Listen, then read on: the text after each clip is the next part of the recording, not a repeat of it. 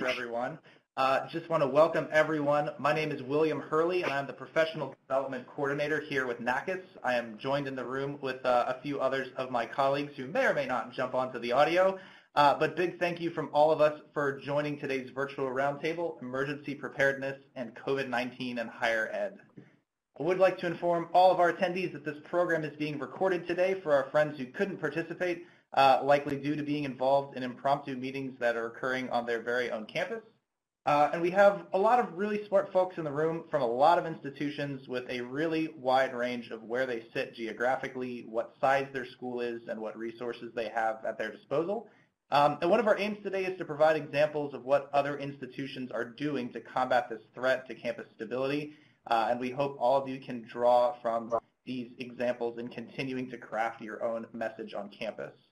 I want to offer a huge thank you to all the volunteer leaders I've spent countless hours speaking to over the past few weeks, some of which were unfortunately unable to participate today, but still were able to send in some resources for us to use. Another huge thank you goes out to the Professional Development Committee volunteer leadership for assisting in navigating this topic. And another huge shout out to my colleague Erin O'Sullivan, Director of Advocacy and Strategic Partnerships at NERSA, Leaders in Collegiate Recreation. We actually have Erin on the call today. Erin, do you want to say a few words before I continue on? Yeah, just a quick thanks so much to NFAS and especially William for all their hard work in putting together this really important and timely opportunity, and for inviting NERSA to partner with them so we can all be learning together and in conversation together. And a huge shout out to George and Bill, who are two of the panelists, and fabulous NERSA members. Thanks for representing us. Thanks, William. Thank you, Erin. Much appreciated. And of course, huge thank you to everyone who showed up today, since you're stepping up really big and being willing to have these important conversations in your continued roles as campus leaders. I saw a lot of really great comments that are already in the "What are your hopes for today's roundtable" box. More than anything, I saw people are just eager to learn what their peer institutions are doing. So I'm really glad that we have some great examples to show for that. Now, one of the bigger points I want to clarify on before we kick into today's conversation is if you've been on a NFAS webinar before, you probably have noticed that there's a lot more talking by people other than me today. And we do encourage everyone to participate over the phone or the chat, depending on what they feel most comfortable with. So we wanted to outline some best practices for utilizing the phone so we can have as clear and crystal of a conversation as we can. I am going to do my best to mediate some of the audio issues, but of course we encourage folks to use the dial-in information that is up in that notes chat box above the chat Q&A. And if you do have your phone or your microphone enabled, please do mute it when you're not actively participating. I know a lot of you are eager to take notes on your computer, and it makes it a little harder to hear when we hear the clicking and clacking of keys. For anyone else, feel free to use the chat box as folks are doing, and I'll be reading those questions and comments aloud as I can for anyone who is just joined over the phone today. And if you are joined over the phone and feel you're having any technical difficulties with your audio, please press *0 and an Adobe Connect representative will be happy to assist you. All right, so with that out of the way, I do want to kick off into some introductory slides before we turn things over to our institutional panelists to share some stuff on their own campus. First and foremost, we just wanted to clarify from the NFAS office that this roundtable is intended to be a way for all of us to share our successes and unfortunately in some cases struggles with dealing with COVID-19 in a way to pass on the wins and help folks avoid those pitfalls, and a way for all of us to identify with folks who sit in a similar size or region or location to our own campuses. For this reason, if you do intend on joining in over the phone, we would love if you say your name as well as the institution you're calling in from so folks can get a feel for where the conversation is coming from. And overall, we hope this helps craft your communication plans to those students, faculty, and staff that are affected by all of this. We also want to clarify that we won't really be touching on the origin, spread, and warning signs of COVID-19. There are a lot of really great resources we'll reference who can be figures of authority on this subject. We also aren't going to speak too much about the prediction of the historical or potential impacts of COVID-19 as well as speak to individual strategies to protect you, your family, and your loved ones. Again, there are some great resources that we will showcase that can assist with this, but that won't be the focus of today's conversation. Just a few more guidelines for participating today. We do want to respect everyone's individual levels of concern. We have seen in the news that there are some areas that are hotspots for COVID-19. There are some areas that don't have those pre-confirmed cases. So we do ask folks to just check any biases that they might be entering with and respect where other attendees are in their own fight against this. And any discussion should be focusing around our roles as higher education professionals. We are all working to enrich the student experience on campus. So a way to create that safe and secure environment is what we're really looking for today. And yeah, just no judgment space today. We're all looking to solve the same problems. Again, for folks who are joining in a little bit closer to the start of the actual panel presentation, all of the phones are automatically muted for attendees' comfort.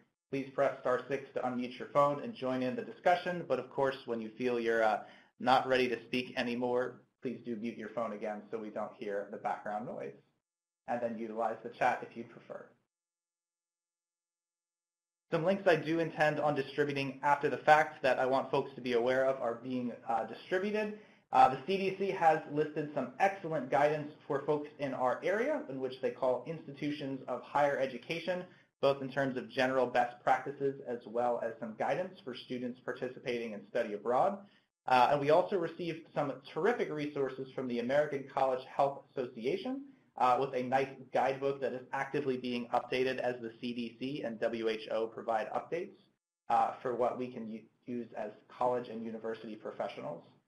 We also have a NFAS webinar upcoming on crisis management and dealing with loss of key personnel. This may become more relevant of a concern for some of us, and being able to adapt our current staff to those sudden disappearances are going to be pretty important for folks to keep in mind. One additional link that I wanted to showcase, which is a very recent development, is that the National Association of Student Financial Aid Administrators has offered a COVID-19 webinar for our membership at no cost. The information is on our upcoming events website, or you can click on this link, which I will again distribute to folks after the presentation. That's going to be very focused on student affairs and an overview on more of a Title IX perspective. So if that is of something that fits into your portfolio, definitely give this a list. In terms of those individual portions of safety and guidance that I mentioned, the CDC link, the first one on that page we just skipped past, does have a great set of resources for interim guidance for administrators, some facilities management pieces, guidance for travel. So here's a brief screenshot from that link for you to reference later, which we encourage you to circulate throughout your campus if you haven't already, as well as some more individual illness prevention strategies if you haven't given those a look on how to protect yourself, your family, and your loved ones. And with that out of the way, and I appreciate you listening to sort of our pre-conversation, I wanted to pass the mic along to the Vice Chair of the Professional Development Committee, Millie Park, who's going to speak to some very recent examples of how she has worked at her institution to craft a new communications plan related to COVID-19. Thanks, William. Hello, everyone. Good afternoon. Again, I'm Millie Park. I'm the Vice Chair of the PD Committee, and I'm at Middle Georgia State University in Macon, Georgia. So as you guys know, the COVID-19 has really taken over a lot of our jobs in the last 1 to 2, some of us 3 weeks, and it's really been here in Georgia, and I don't know if you've been keeping up with the news in our area, but really over the last week it's been very crazy for us as cases are popping up in the Atlanta area. Really how we started our communications, it began with a presidential task force that was created about 2 weeks ago, and this includes all key decision makers on campus for each area. And when I say key decision makers, people who can show up to a meeting and say yes or no, we can do something or not when it comes to a plan.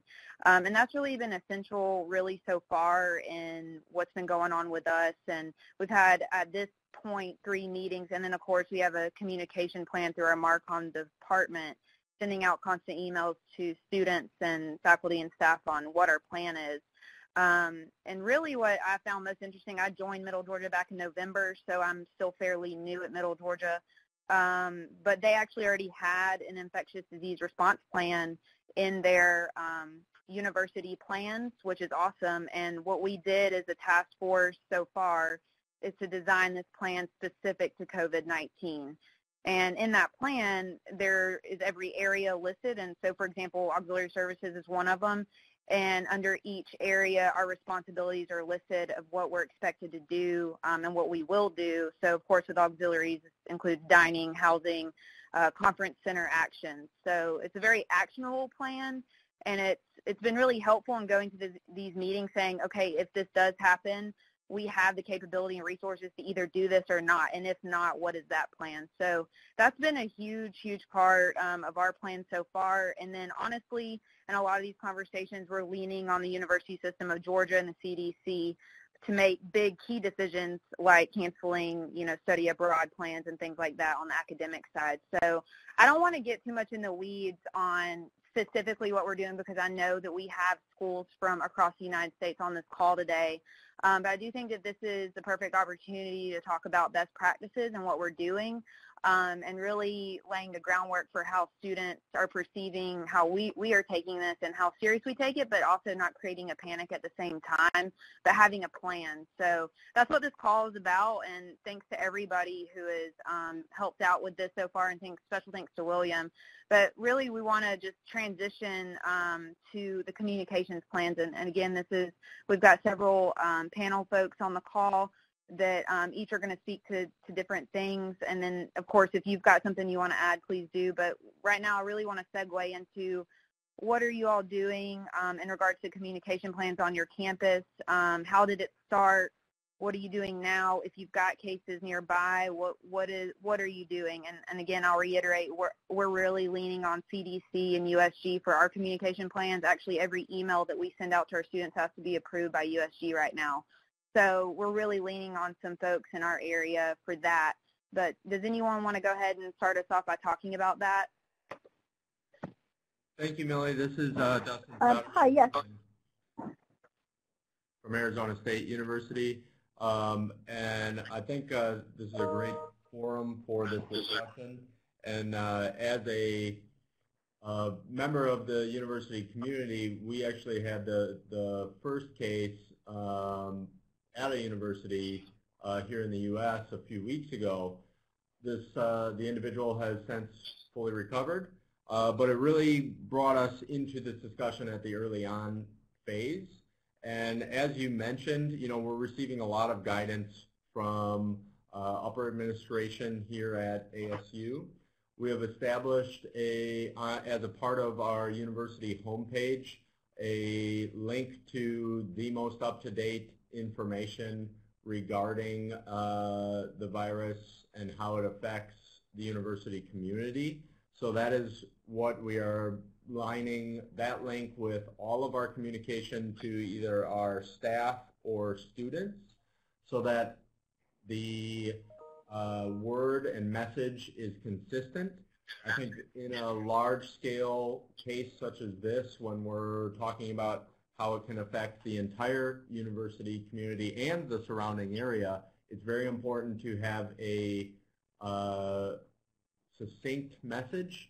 And so, any thoughts that are coming out from us are always linked back to that. And then just to add one more thing before I feed over to other panelists, I think we're probably all dealing with student concern or just student dialogue in this current forum, which is great and is healthy. I think having the more people be educated on this is important, and us being transparent about that is critical. But a lot of times, in order to, as Millie just referenced, not cause panic, we're certainly upping what we're doing to maintain clean and safe and welcoming environments. But in order to do that, using phrasing such as, we're doing this out of an abundance of caution, or we're doing this in an effort to prevent, not respond, to current climate changes, or I guess, is important to have that frame when we're speaking about it so that it does not cause an over panic.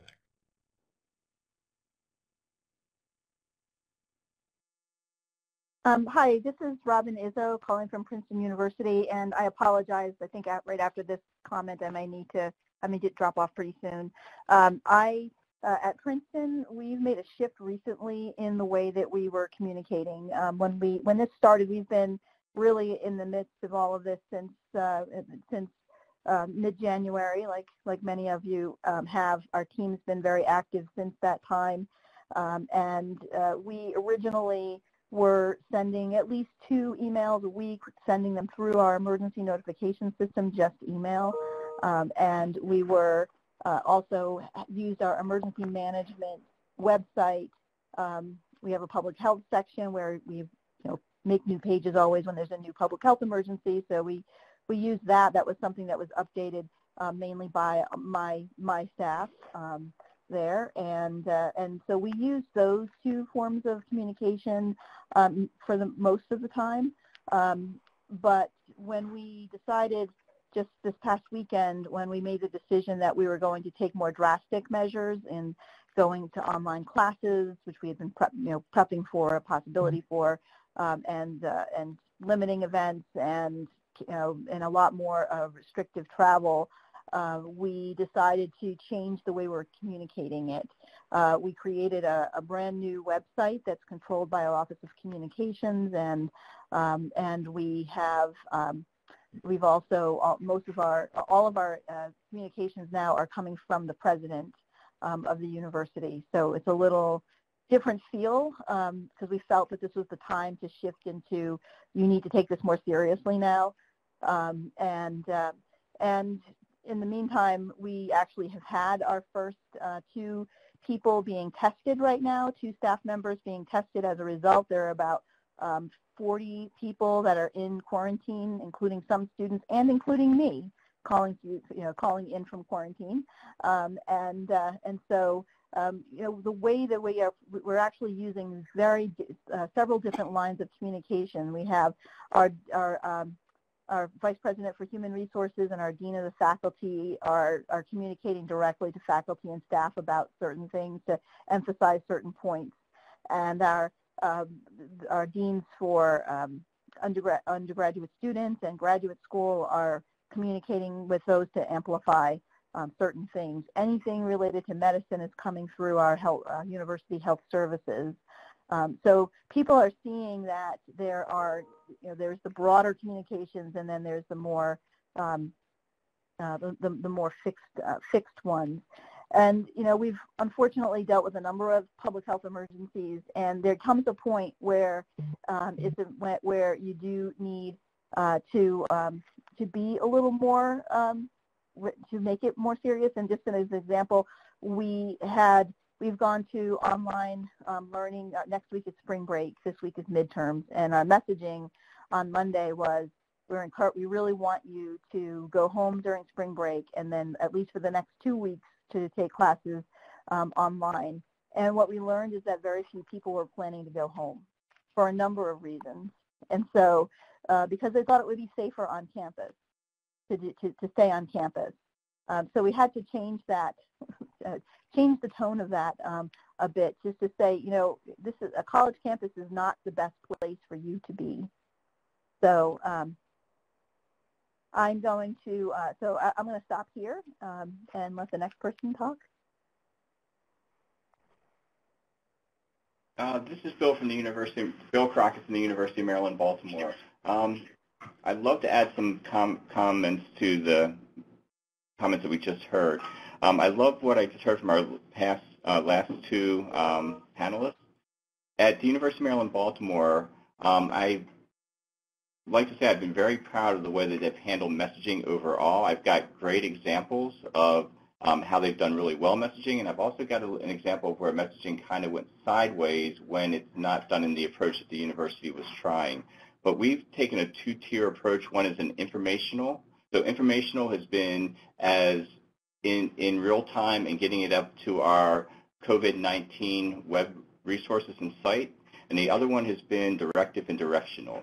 And what is the university doing and how are we phasing in our plans? But to get to those two types of messaging, the campus has tried to take a very measured and unified messaging approach. So it starts at the very high level strategic with our president and our emergency management team with a very small group of cabinets within that emergency management team. Our chief student affairs officer has actually been retasked out of student affairs for an undetermined length of time while we're into managing the COVID-19 processes around campus to be part of that unified command and unified messaging approach.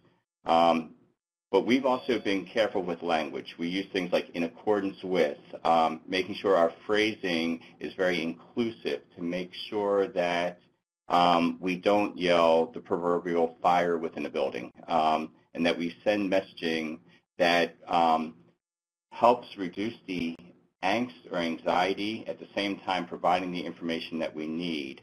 I think the comment that I really liked hearing was about talking about preparedness, because we're making sure that when we are giving the messaging now, it's preparedness. But our last messaging that came out is kind of response. So we've talked about preparedness, we've talked about response, and we have to make sure that that doesn't sound like recovery, but we're eventually going to have to start talking about continuity and getting our operations back to whole where they were before we started phasing in a response approach. But you can be leery where it can go sideways. So we had one of our deans on campus decide to send some messaging out before the unified messaging came out, and it kind of got, it probably started some rumors and misinformation, and as a campus we had to learn how to gather that back in and get the messaging back on point, because people start wondering, is the campus closed? Are we shutting down? When that wasn't what we're doing, we're going into, again, what I think I've seen from most institutions. We're going into spring break. We're asking our students to remain off campus for at least 2 weeks after spring break as we deliver education in different platforms, and a chance for us to create forms of social distancing and other means to mitigate the transmission rate that could occur if the virus is present. So I'll stop right there. I do want to interject. I saw a very interesting question from Richard Terry. For small schools, have you assigned one key senior manager to handle COVID-19 all the time? Meaning, was a person relieved of all other duties just to take this on? And I would love to hear from some folks who would consider themselves to be in that small school category, either over the chat or over the phone, chime in with that perspective. Hi, William, this is Laurel Davies from Pikes Community College. Well, we're still a larger institution of about 9,500 FTE. We have multiple campuses and buildings, so our on-physical presence in each area is a little bit smaller. And the fact that we don't have residence life and so forth makes us a little bit out of the scope of some of these conversations. One thing our executive team has done is, rather than assigning specific people that may be already assigned, they've gone to adding executive team kind of call-ins either once a day or every other day, just to check in at the beginning of the day to see where the state is of the state as well as the region. We are in a zone with multiple institutions of higher education, so they're closely monitoring what those other institutions are doing. Key individuals in that is if you do have an emergency management person or your public safety individual has been a key person.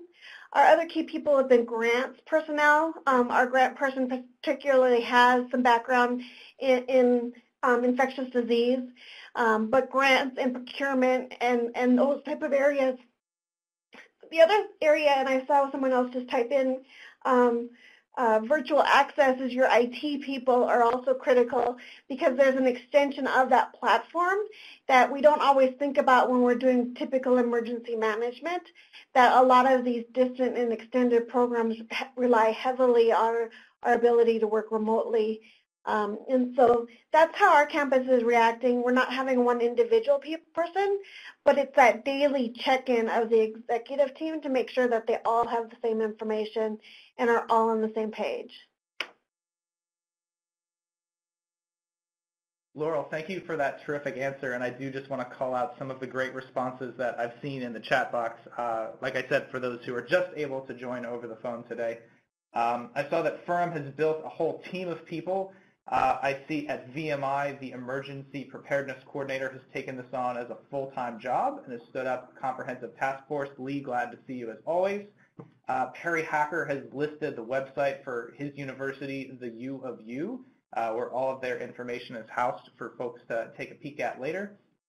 Swarthmore is using an advisory team that meets often to assess updates. And Richard Terry is feeling a little more Swarthmore than VMI at this point. Bill has also included a lot of great information around scope of size at UMB, as well as some information for where those key people are coming from. And I see that we have Emory's website, so lots of great information pouring in from the chat for sure. Will, if I could jump in, it's Jason from Temple University. Thank you, Jason. So we've had some similar challenges with communication, but I think reeling in the disparate lines of communication from campus and moving it all to the president's office through our strategic communications folks has really played into a really good set of consistent messaging processes. To answer the question about one person managing the process, we do have an emergency response person on campus, and she is basically working on COVID as her full-time job. There is also a task force that is senior level administrators that are working on COVID as their pretty much their full-time work right now.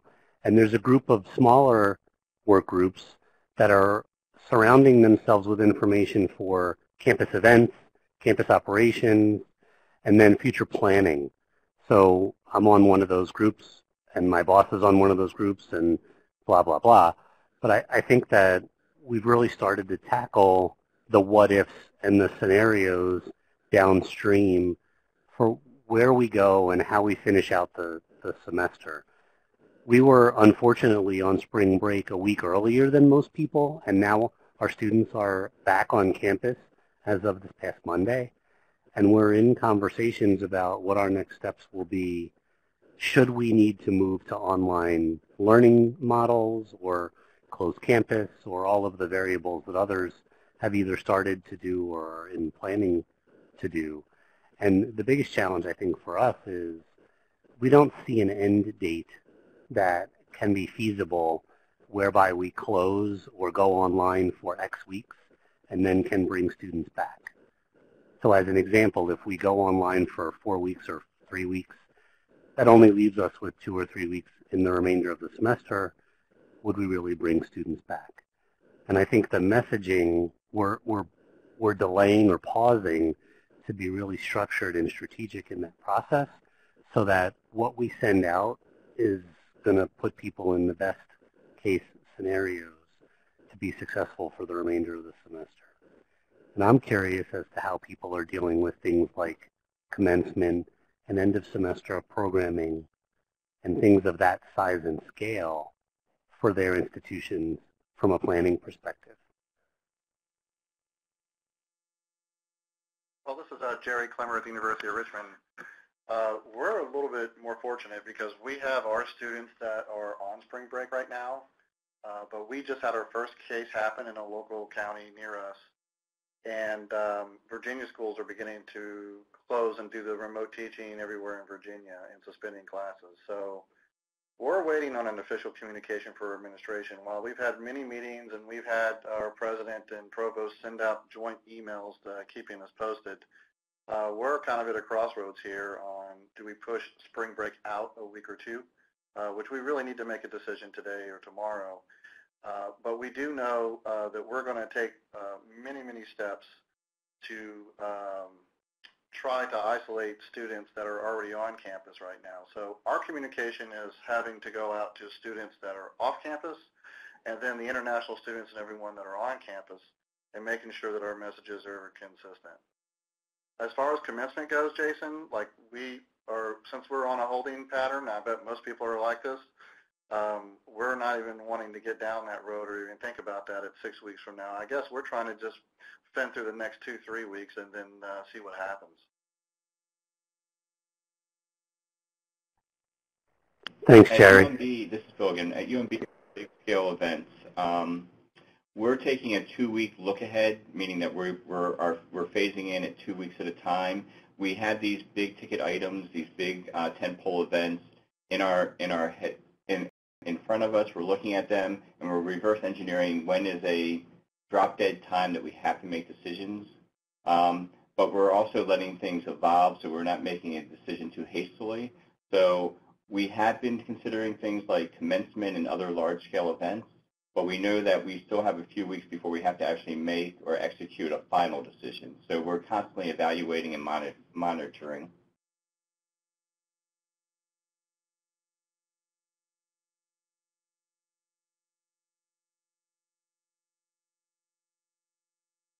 This is all terrific information, and folks have been very lively in the chat with posting information related to their own responses, and we do encourage folks to review those, especially if you feel that the responses, which have, I think, completely all been listed where the institution is from, provides a little bit more feedback for your specific case based on geography or size.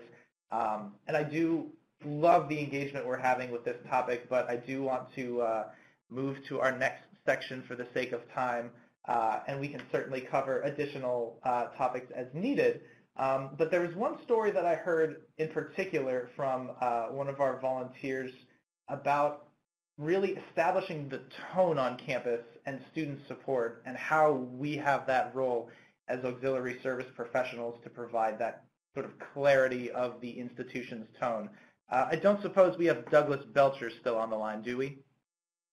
And we do. We do. Perfect. You're coming over a little quiet for me, I think, but I'd love to hear, or I'd love for you to share the story that you had mentioned to me the other day. Okay. Well, we talked quite a bit, and I'm not sure which story it was. I'm hoping that it's a clean one. We've been tasked at hopefully acting out, like everything is okay, trying to keep the calm, because students are looking to administrators and all of the staff to they're looking to us to see our reactions, kind of like kids do parents, because if a parent acts afraid of something, of course the child will too, not to minimize this as far as a parent or child. But they're looking to us because they feel like we have all of the answers. And we do have a little bit of insight on some things, but not all of them. So we're kind of learning as we go, just as the students are. But they feel like we have a better handle of things. And in most cases we do. So it's just, we're really basically acting because, of course, everyone is afraid. We're, using hand sanitizer, washing our hands, but we're also making sure that our students are safe and they feel relaxed. And so they're able to actually finish their studies and do all of that, because once the stress hits in on them, then that can just, send everything awry. And so we don't want this kind of confusion and things going on campus with what we're dealing with behind the scenes to affect our students and their studies. So we're kind of doing an acting job, like I told William last week, and we really have to set the tone for our students. It's not something that we take lightly.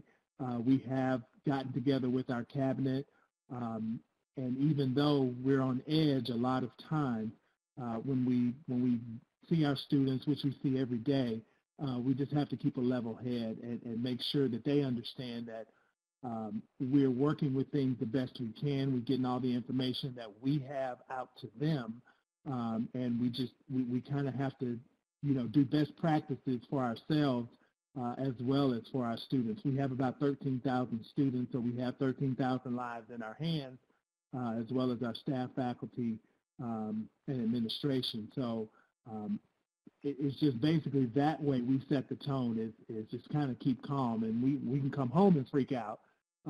But there, on campus, we kind of have to keep a level head.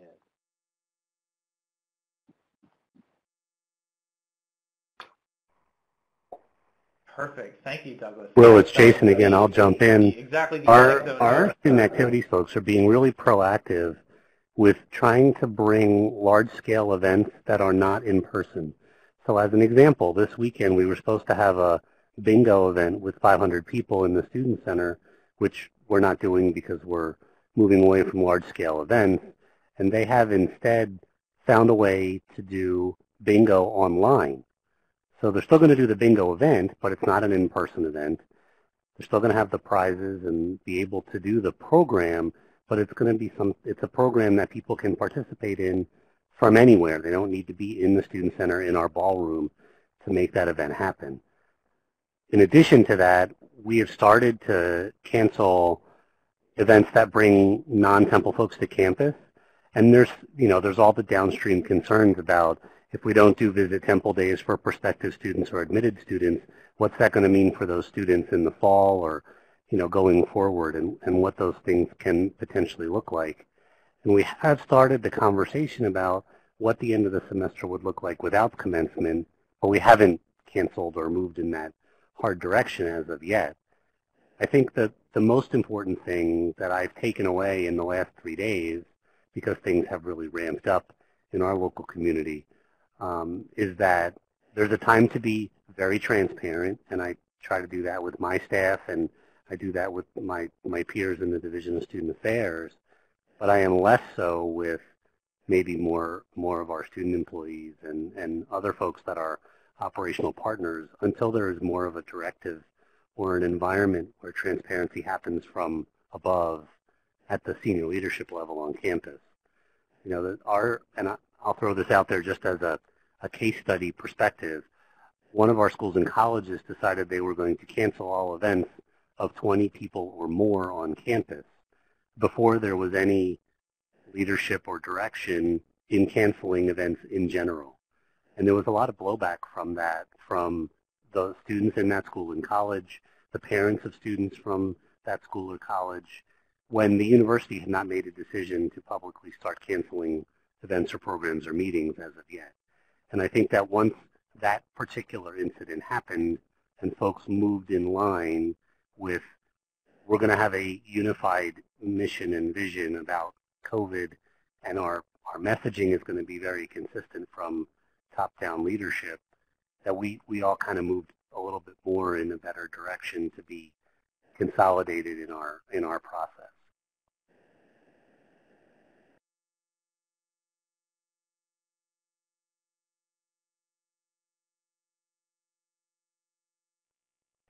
So there's a question that came up in the chat line. What's your latest thinking on orientation and recruitment efforts? I'll expand that a little bit, Jennifer. We have not talked about summer programming in any way yet because we really are focusing on the next 7 weeks. There is a real concern about how we finish out the semester and the feelings and the perspectives and the outcomes that we have for current students, faculty, staff on campus. We have definitely internally within my department and within the Division of Student Affairs and operational processes on campus talked about summer conferences, summer orientation, and what those programs may or may not look like depending on the longevity and the impacts of this going forward. But like many in the chat, I think we're having a 4 to 6 week look ahead and seeing what's going on in the next 4 to 6 weeks and rolling that forward every day or every week in order to start thinking about, where we are with the end of the semester. But we're definitely not looking at summer definitively just yet.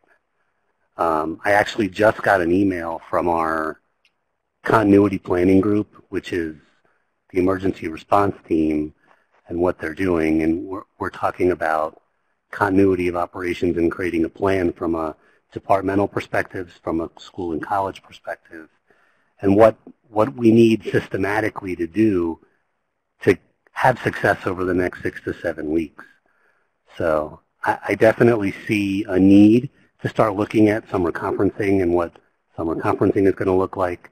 We definitely need to be looking at food service, and we're already looking at contract language so that anybody that's contracting anything in the near future or out through the summer, we want contract language in there that protects both the university and our events in general, events programs, whatever it is, in general, so that should this continue with a longer event horizon, that we're not going to be held liable or accountable for things that we contract going forward. I do think that there is a need to look at the longer term, but I think we've got to make some real hard and interesting decisions about what's going to happen between now and the day after commencement before we start planning for summer, later in the summer, the beginning of fall, and what orientation and recruiting looks like. One of the great comments that I heard from a peer at a meeting yesterday afternoon was, if we don't have commencement, then what do we do downstream for those students who are potentially less inclined to give to the university? And thinking about the bigger picture for operational issues like refunds and, the parents coming back and students coming back and saying, if you're gonna have me be off campus for the next 4 to 6 weeks doing distance education or education online, do I get an activity fee refund? Do I get a housing refund? Do I get a food service refund? And all of those challenges that go along with that, and what the financial implications are. Clearly, the safety and security of our students is first, but we do need to think about all those other financial components, particularly in contracted operations, whether it's food service or bookstore or otherwise, and what that looks like. Sorry, that was long. I'll stop now.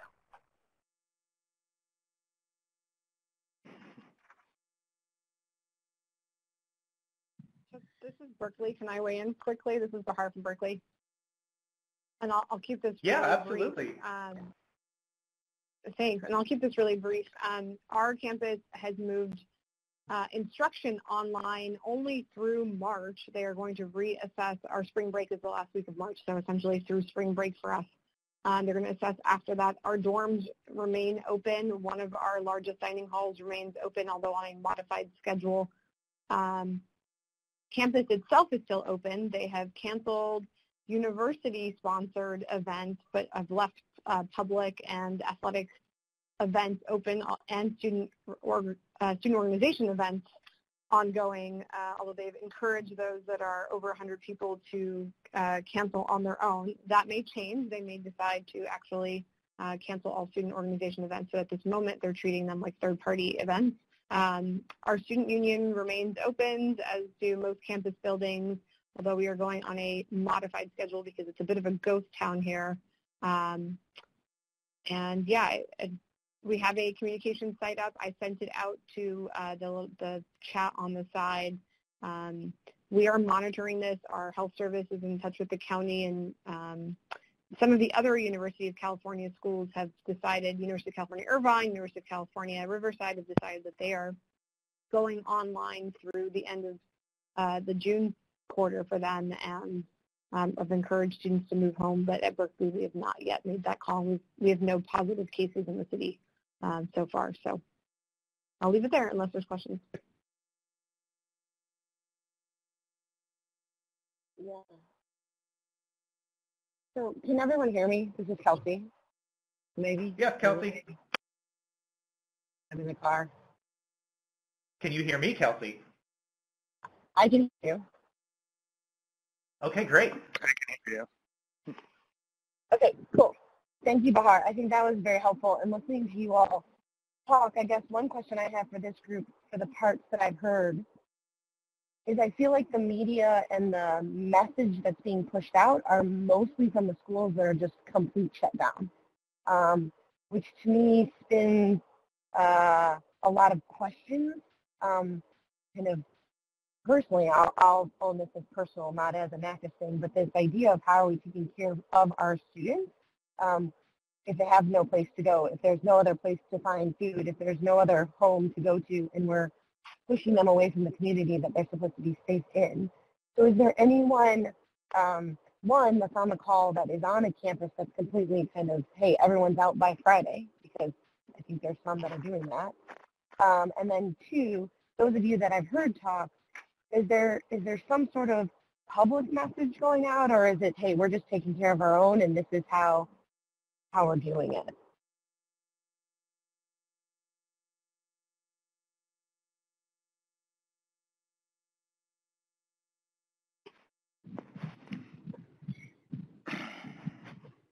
Chelsea, this is Millie. I'll kind of speak to that.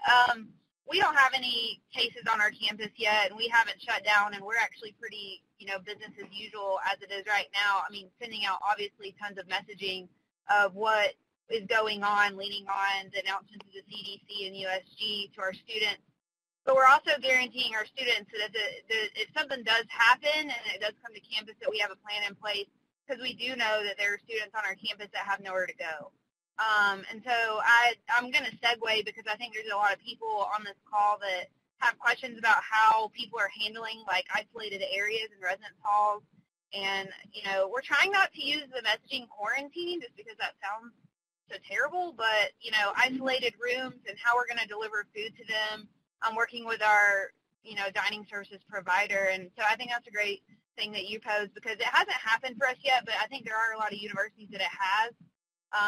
And I think that's really important, just thinking about what we're doing in that regard. And it's kind of interesting because we have two campuses that we have residential students, and one of those campuses we have no more space, like no empty rooms. So what are we going to do if we have a student that does come, basically has tested positive for COVID-19, and what are we going to do? Well, our plan is that they will actually stay in the room that they're in, and we will move their roommates out, and then get them tested first and foremost. And then if they are, good, they will actually go to a local hotel, and we've already aligned some relations with a local hotel of where our students can stay in the meantime. But I'm going to kind of push it off. I don't want to talk too much, but what are other schools doing for residence halls, isolation, and dining services? I think that's kind of what you're asking, Kelsey. Yes, it is. Thank you for that. So, Kelsey, this is Bahar again at Berkeley. We have done a couple of things. One, our food pantry and basic needs have been doing like one-day pop-ups rather than being open all week, where they're giving out a week's worth of food in one day on outside of Student Union, essentially. And pushing that out. We tried that on Tuesday and served about half of the basic needs population. We'll do that again next week. The campus has also identified buildings that could be used for quarantining folks who need to be quarantined. We've looked at nearby hotels, although that poses some challenges because you have to alert the hotel for why, the reason that you're using it. And I will just add, this isn't answering your question, but I forgot to mention this, that we have canceled all of our admissions and yield travel, and like visit days and all of that stuff has been canceled, and they're looking at ways to make them online. I like that.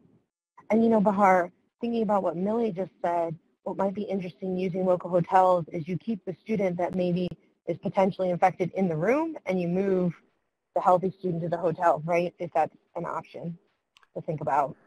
I don't even know. Yeah, I mean, I think part of the challenge is like, the dorms are so densely populated, and that's actually one of the Student Union open is to give people that are in the dorms places to spill out into. Yeah, totally. Yeah, it's definitely a challenge. I mean, that's why I said, we've talked about, well, obviously people who are living with that student that tests positive, they would have to then be, tested, and honestly, still kind of working through the logistics of like, okay, where are they going to be tested at our health clinic, and because where they travel, the student, that has it could have had it and that's a challenge. I mean, obviously what we're all up against is like, where have they been, who they've been in contact with, and that's just what's so hard about the whole situation. But, you know, just trying to come up with something, you know, that we can do for our students, because they have to go somewhere, and if they can't go home, where can we take them, you know? So that's just the big, and that's the hardest part of the whole thing, I think, right now. This is Laurel from Pikes Peak again. One of the things that I wanted to mention with tone is that we're keeping it in context with our students. And several of you mentioned, you know, avoiding certain buzzwords and treating and being responsive rather than, you know, healthcare providers. Our president also identified and talked about the frequency of things like deaths from flu and how frequent those things still are. But also that a lot of the same things that we do to prevent ourselves from getting the flu can be the same things that we would do to prevent ourselves from getting any other communicable disease. Sleep, getting good rest, eating well, covering our mouth when we sneeze, washing our hands, all of those things, you know, communicating a message to your student workers and the people that work with you of please do take care of yourself and treat yourself well and do a little self-care in all of these scenarios can go a really, really long way in an appropriate responsiveness to the situation. Yeah.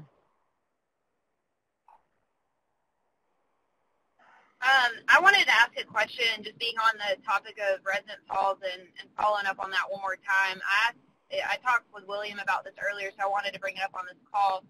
Are any of you dealing with, on your campuses, where you may have students that are isolated or quarantined, and if the CDC or your university system and your state is recommending that those students stay where they are, have you had to deal with parents and them saying, no, we want them to come home, which means they have to travel through residence hall and get in their car, whatever, or they want to come pick them up? You know, are there any situations that anyone has dealt with where that has happened and trying to make recommendations? I mean, obviously we can't hold them completely hostage or anything like that, but if it's that they stay put, but you have parents that want to pick them up or whatever. Has anyone dealt with that? And if so, how did you kind of deal with that situation? Well, this is Dustin again from Arizona State University, and as I mentioned at the beginning of the webinar, we did have a case in our campus community a few weeks ago. We followed all recommendations from the CDC, Maricopa County Health Department, provided guidelines as well. The individual did end up self-quarantining for the 14 days and has since recovered, which is great.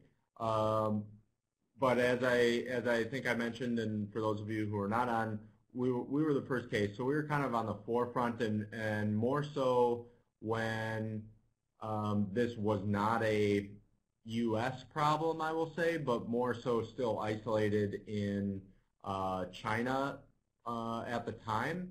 And one thing that I think we definitely experienced, and we really needed to aggressively work with our Dean of Students office and their auxiliary areas, were the fact that as soon as that happened, we had a lot of derogatory dialogue aimed at our Chinese and Asian students in general that really became a priority for all university staff to correct or positively message or anything that could deter any of that type of behavior.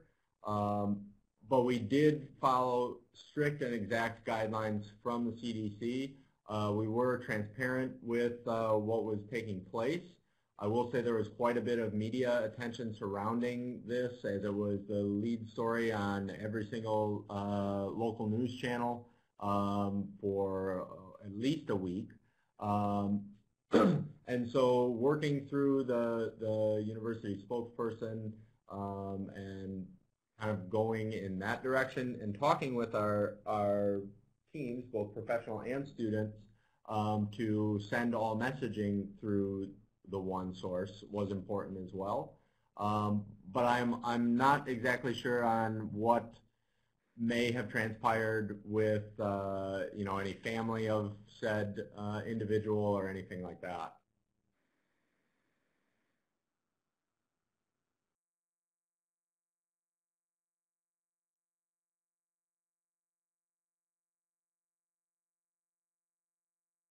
Okay, thank you. I was just curious. I mean, we're kind of going with we'll make the recommendations to the best of our ability, but at the end of the day, if they want to leave, I don't really think we can, you know, hold them. So, anyways, I was just curious. Thank you.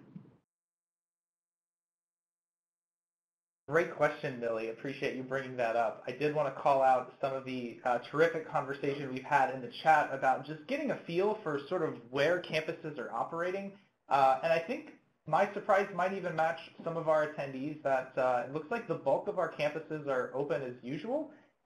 Some are mandating online courses, but it seems like the bulk of campuses are sort of chugging along as they are right now. And if those online courses are being mandated, the residence halls, by and large, are still open. There was one other question that I saw some folks interested in getting a little bit of feedback on, and this information will be available on the recording if you want to reference this for your own usage. But our next question is a little bit more focused around food in particular. If your campus is mandating online courses, do you have a food program available to students in need? So feel free to continue asking those final questions as we approach the end of our time together while you take a look at what other folks are responding.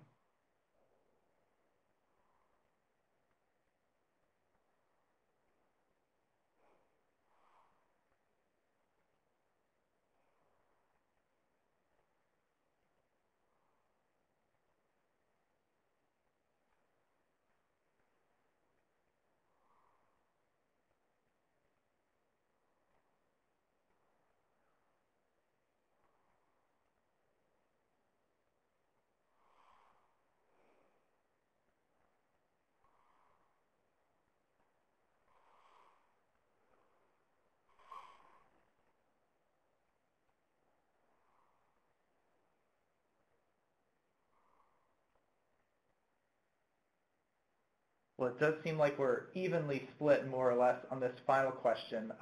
And hearing no additional comments or questions, and I'm sure that especially folks who are on the other side of the country from where the NFAS office is, has other meetings to think about going to. I would like to offer just one more question that you can either respond to in the chat or over the phone, whichever you prefer. We had additional content that we had planned on discussing today, specifically related to summer camp programming, as well as conferences and events that might be occurring sooner than the summer. And we had such a great discussion today that we couldn't quite find time for all of the different components. And we can certainly create some more programming around these topics that we had discussed, such as containment plans and facilities management. But if there are topics that you would particularly like to see NFAS try to provide some education on around this, feel free to pop that in the chat or voice it, because we would love to be able to provide these resources that really move the envelope for you on campus.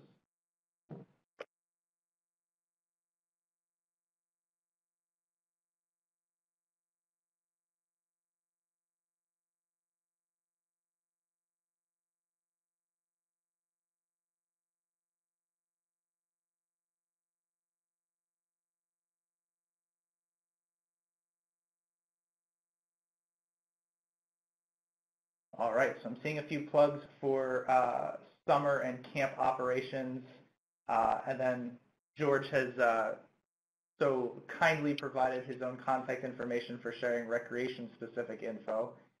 Yeah, lots of comments about summer camps and operations info. Definitely a important topic. Yeah, everyone's saying that. Okay, great. So it sounds like we have a great idea for our next method of education for folks. We also do encourage that if there are any topics related to this or any issue at all that you're facing at NFAS, the NFAS Lounge is a great member benefit to have these conversations with folks outside of our online education. With one moment left, I do just want to pause and see if there are any final comments, questions, themes from folks. This was definitely a dense roundtable, but I loved seeing the participation and really do appreciate everyone's passion in discussing. So if there is any final word from anyone, I'd love to hear it before officially closing things out. I would love it. It's Jason from Temple again. I would love it if we started a thread about Rob Johnson's question about workforce and business continuity. I think that's going to become a significant issue the longer that this goes on. Between folks who are hourly employees or who may or may not have the best benefits outside of child care and other concerns, family care, I think if this thing goes on for a longer time, we are going to be in a situation where we have folks that can't work, won't be able to work, will choose not to work to be able to take care of older family members or kids or any of those things. And how are we going to support those folks, and what are we going to do about that? I think is a good topic of future conversation.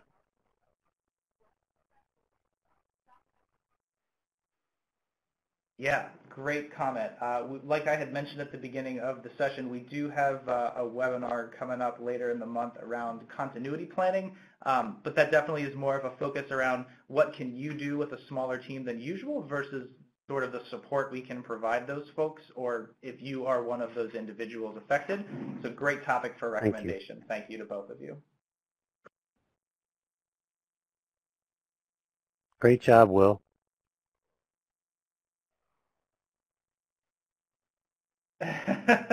I am happy that I did, I would say the minimal share of participation definitely was, the real work was done by the joint NACAS and NERSA members. So the thank you is to all of you for sure.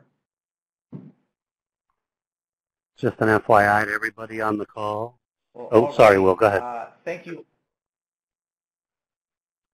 I was just going to give an FYI along the lines of new information. ACUI just posted that they are postponing their annual conference, which was supposed to start this weekend in Atlanta.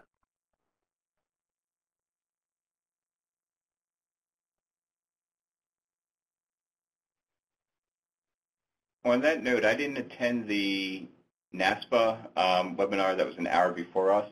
I haven't looked at my emails outside of what's come from the university. Not yet. NASPA made a decision? I was on that webinar for, I was on that webinar for the first 52 minutes.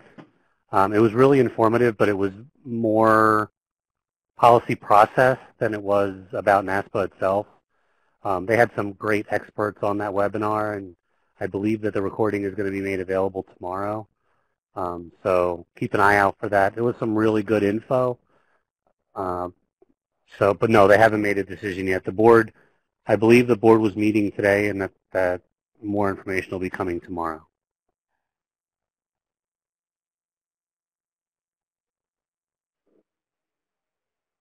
Terrific. Thanks for that cross-association news for all of us. And I wanted to go through a list of thank yous to everyone who I feel really stepped up big today in the discussion, but we are already a couple minutes over, and my conversation of thank yous would go on forever, especially to everyone that I've held these calls with over the past few weeks. Thank you so much for showing up today and helping out with this valuable information to the membership. Everyone's comments are definitely being considered for future education that NACAS would like to provide moving forward.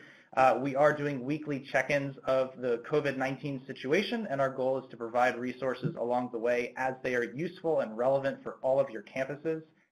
So please do check out the NACAS Lounge. We have a weekly newswire email that will likely include a lot of these communications, so we will do our best to get this information to you as quickly as we can.